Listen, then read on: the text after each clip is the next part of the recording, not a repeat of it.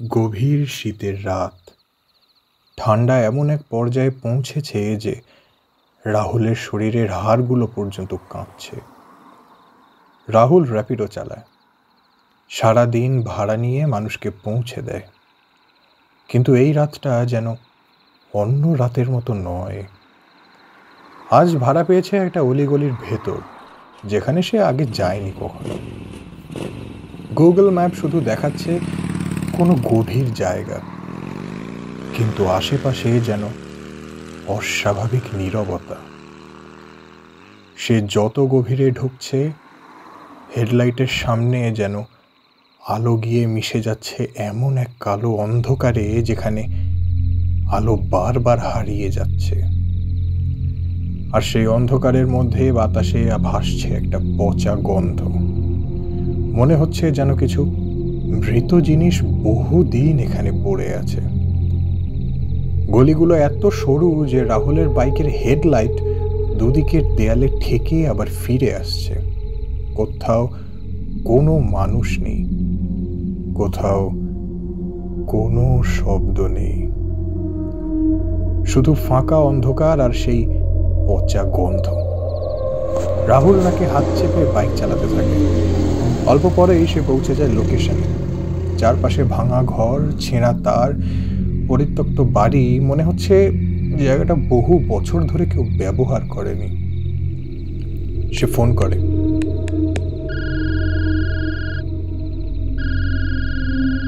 Hello.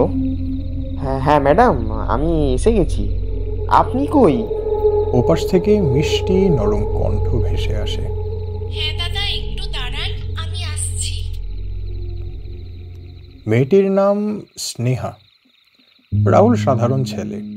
মায়ের অসুস্থতা, সংসারের টানাটানি আর নিজের ভয়গুলো লুকিয়ে রাখে। রাতের শিফটে নামতেই আজ তার ভীষণ অস্বস্তি লাগছিল, কিন্তু টাকার দরকার আছে, তাই ভাড়া বাতিল করেনি। আর স্নেহা, তার কণ্ঠে এমন কিছু ছিল যা রাহুলকে অদ্ভুতভাবে শান্ত করেছিল। একাকী অন্ধকার রাতে কোনো পরিচিত মানুষের কণ্ঠে এমন উষ্ণতা পাওয়া যায় না। এই কারণেই হয়তো রাহুল অপেক্ষা করছিল। মেয়েটি অনেকক্ষণ ধরে আসছে না। চারিদিকে একদম নিস্তব্ধ। হঠাৎ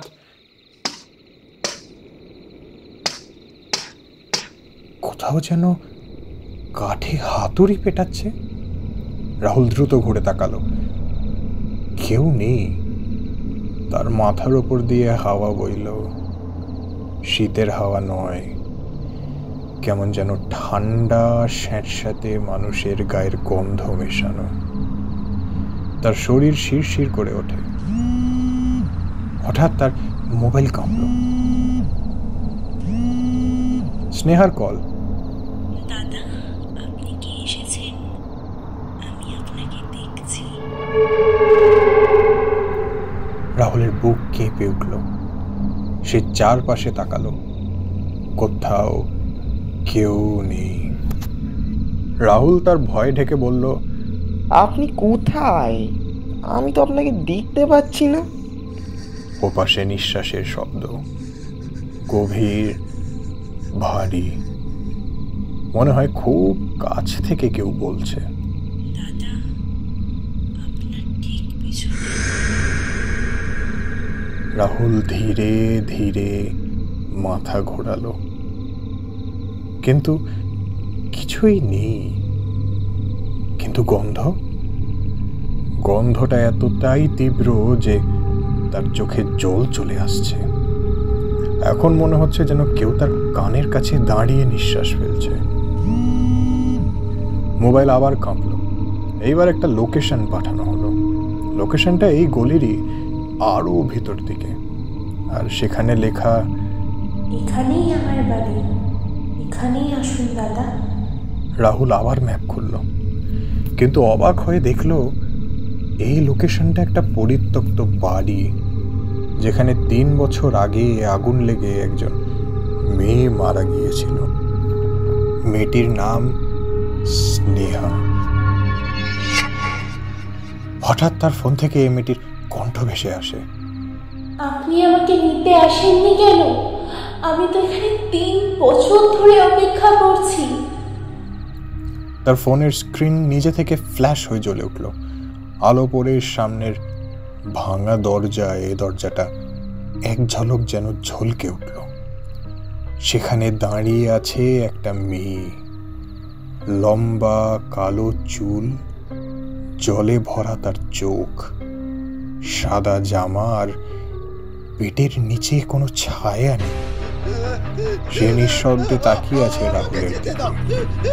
রাহুল চিৎকার করে বাইক ঘুরিয়ে পালাতে চায়, কিন্তু ঠিক সেই মুহূর্তে সে বুঝতে পারে তার হেডলাইট আবার অন্ধকারে গিলে যাচ্ছে।